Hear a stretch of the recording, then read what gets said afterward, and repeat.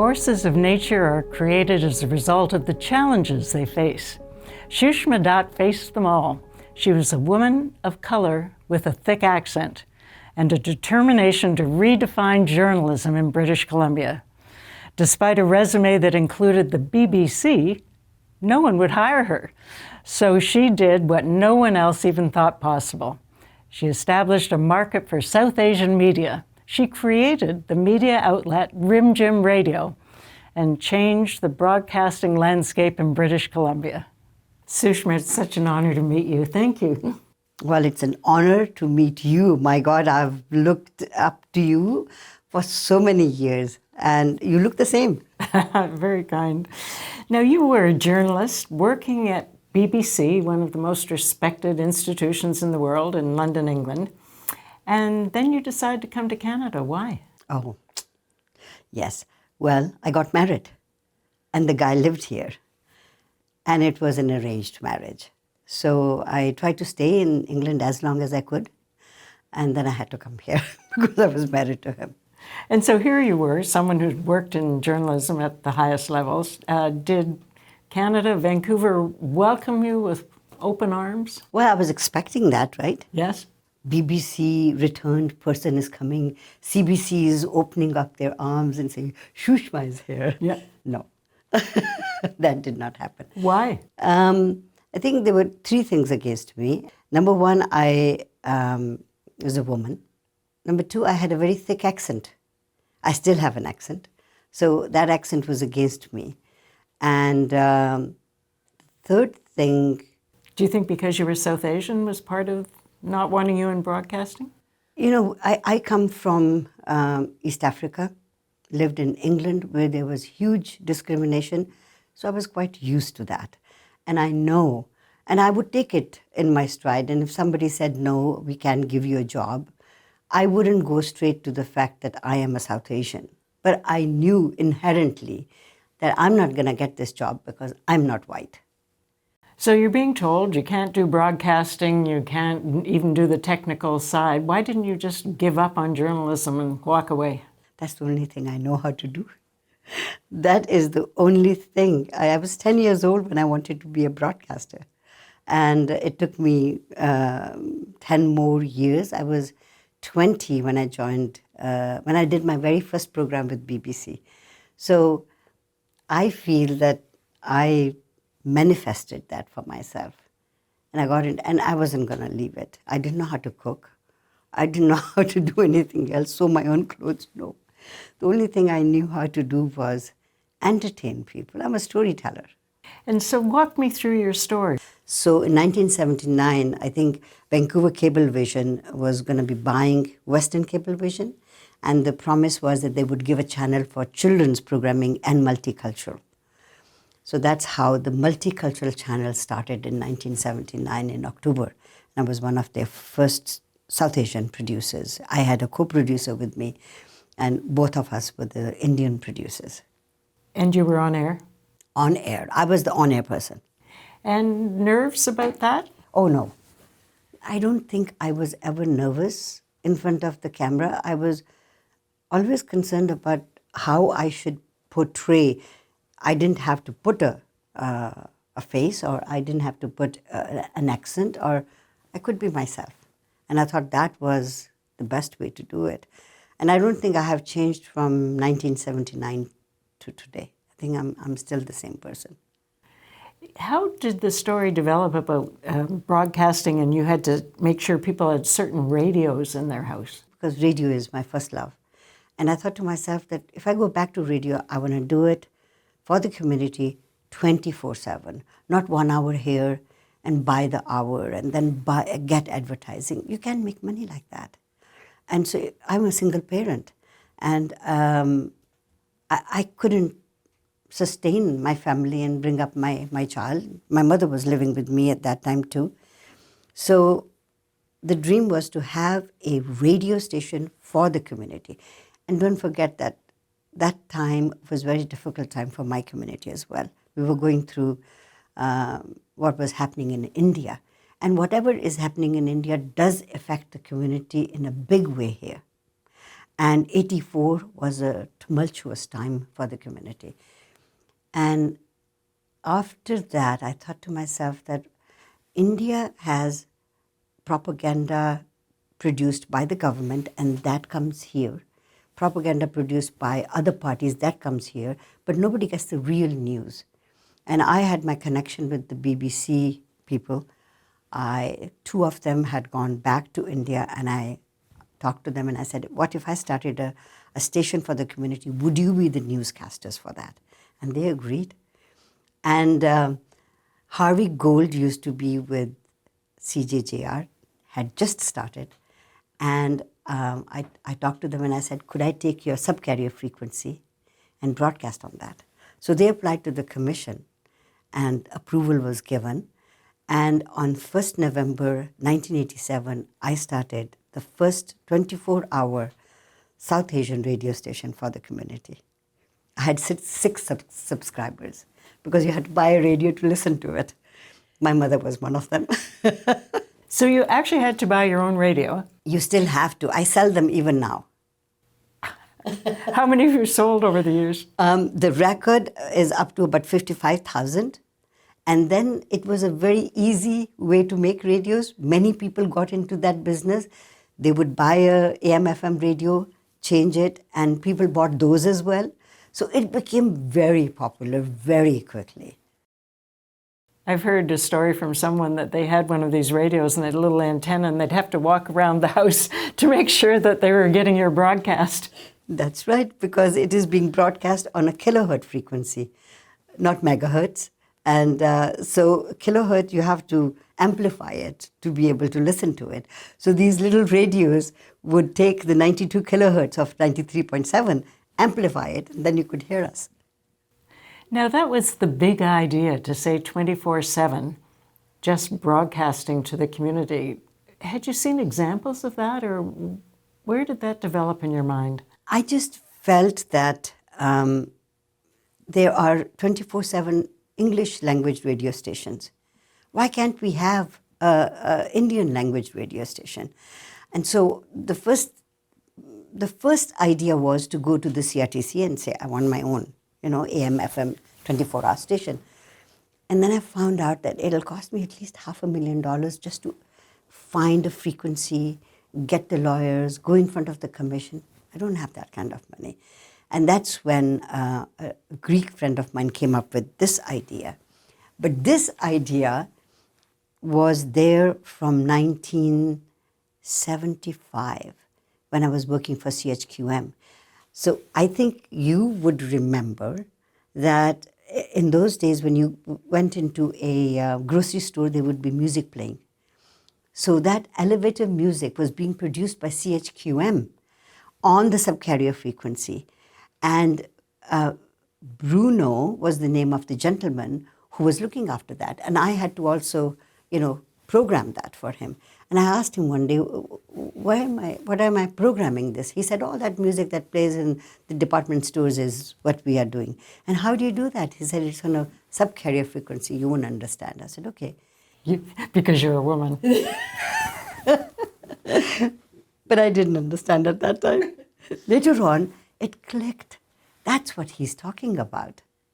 So, yeah, it was just like a light bulb going on. And Rimjim, which means drizzle, because it rains all the time in Vancouver, Rimjim is going to be celebrating its 35th anniversary this year. So if I didn't have any controversy, I probably would do something that something would become controversial. I think the very first controversy that started with me was when I was at CJVB. I was doing a Hindi program. I'm a Hindi broadcaster. Punjabi is my mother tongue. But we speak Punjabi at home. But I am taught in Hindi, broadcast in Hindi. So when the program was given to me, two Hindi program, one Punjabi program. So when I got another hour, I said to the community, I'm going to do it in Hindi. And the reason why I'm going to be doing it in Hindi is because there aren't enough Punjabi songs coming, all proper songs. And I think I used the word you can't listen to them in a family surrounding. They are dirty songs, you know. And that was taken out of context and used against me. Shushma is calling Punjabi a dirty language.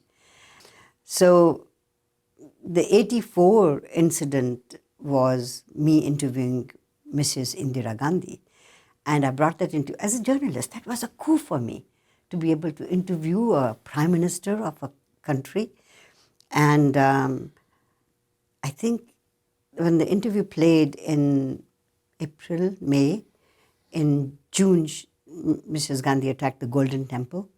In October, she was assassinated. And I had met her in March. And so the community saw me as a person who was an ally of Mrs. Gandhi, not as a journalist who was doing her duty. So I think that stayed as a mark against me forever. In business, the Sikh community made sure that they did not give their ads to me. They were friends with me, but their ads can't play on my station because all those other fundamentalists will say, why are you supporting Shushma? She's against Sikhs. Because she interviewed Mrs. Gandhi. As simple as that. As simple as that, man. It's so stupid. So did that result in any threats to your safety? Of course. I had to, when she attacked the Golden Temple on the 6th, on the 20th, the community wanted to have a demonstration. So I get a call early in the morning saying, we need you to film this demonstration. And I said, I've lost my job at the pay channel because everybody canceled their subscription the minute she attacked the Golden Temple, and Shushma had played the interview there. So I said, no, I don't have a program that I can play this. No, you do have Multicultural channel. You're doing movies on that. I said, yeah, but I can't play a demonstration there. I'm showing movies. Okay, it's up to you. Your son won't see his 10th birthday then.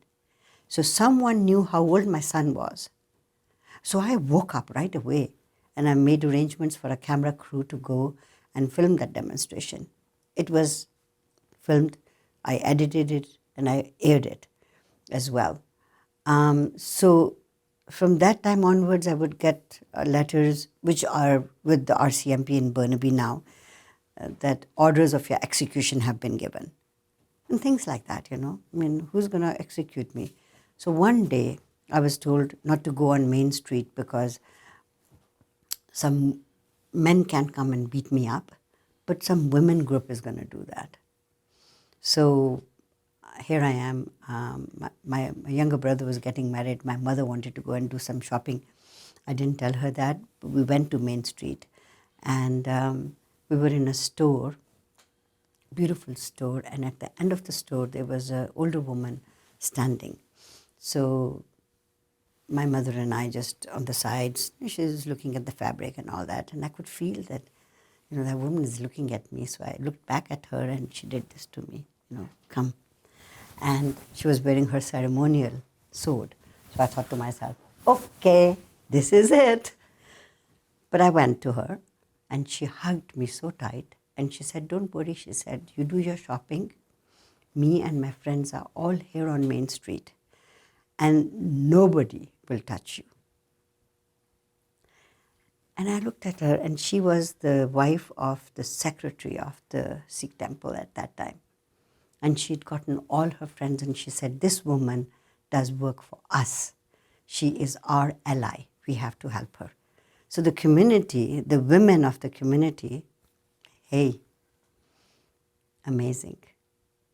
Did it continue for some time? Because you pointed to where you had a panic button, even here in the studio. Yes, it continued for a long time. Your panic button was... Yeah, right underneath here. Just took it off.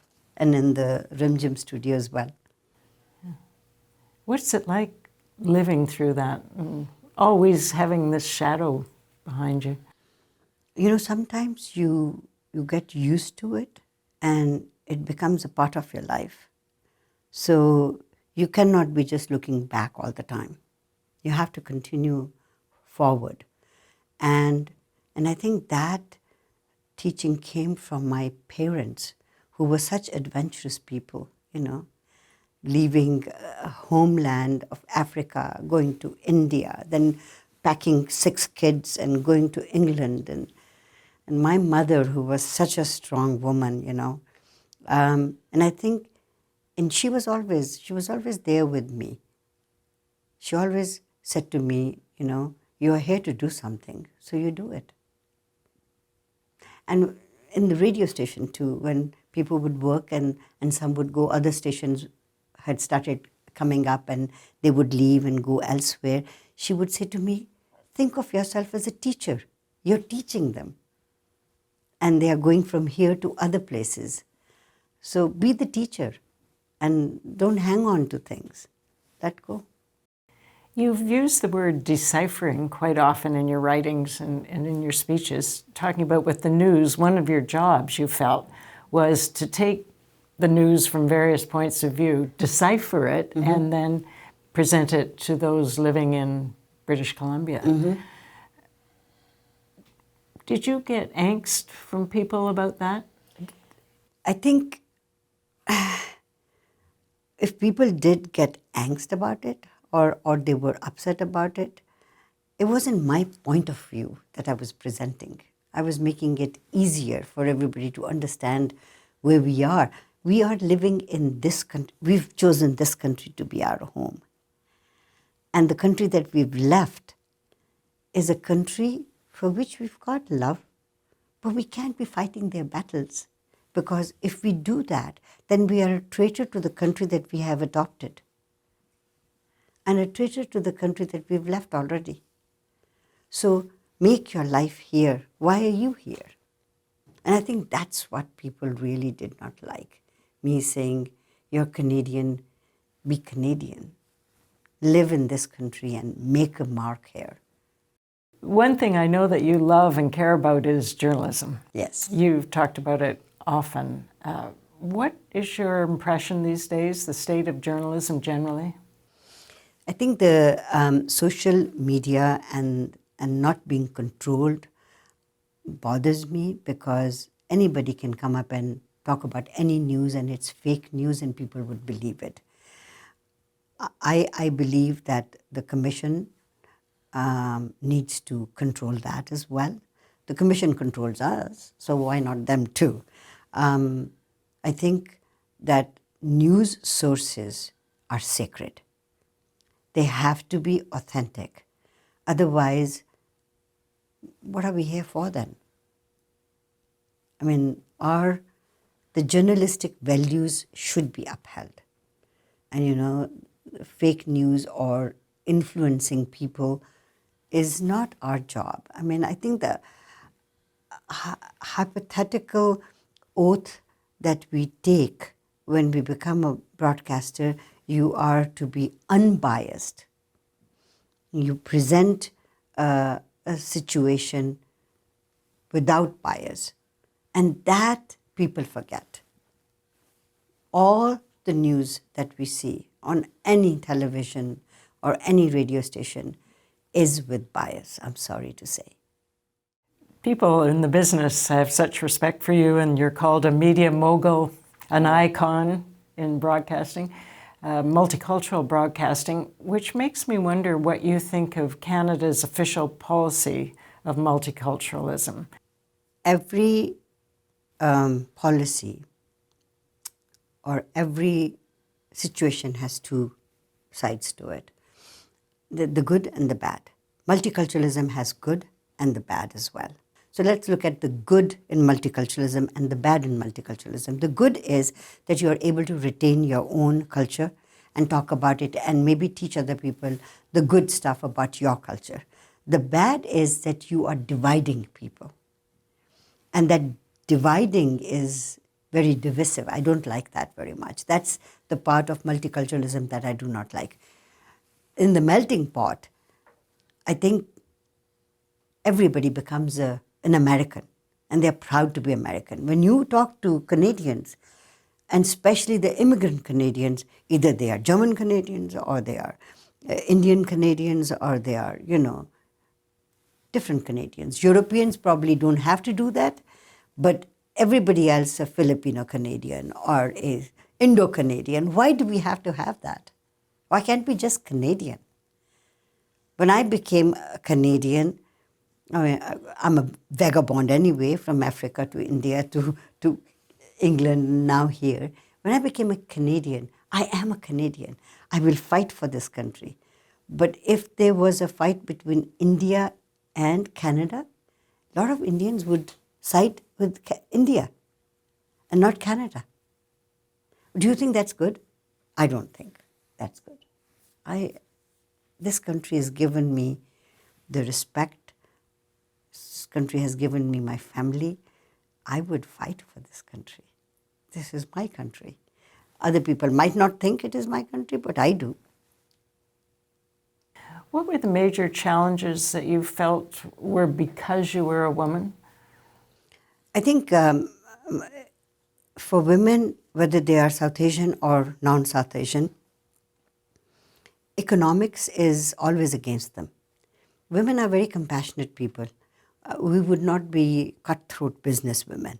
And you don't find women in business to be behaving like men.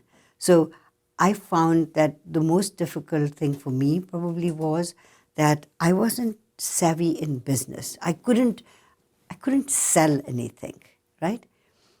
I always hid behind the fact that I'm an artist, I'm not a businesswoman.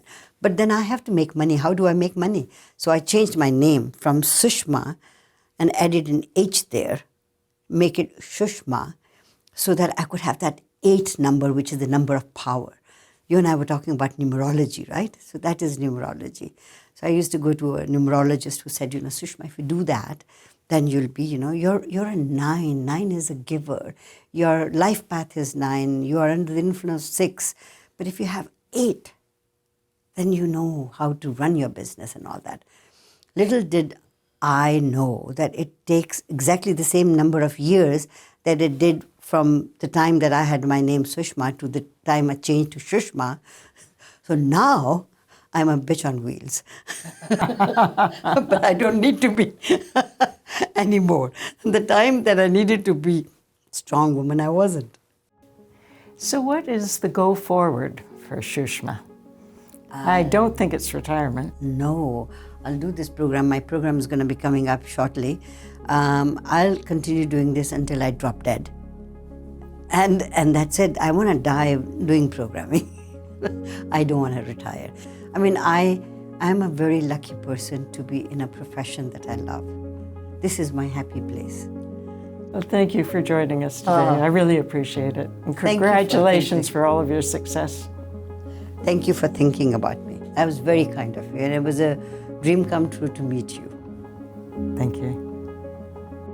Shushma Datt, a tour de force, a BC legend,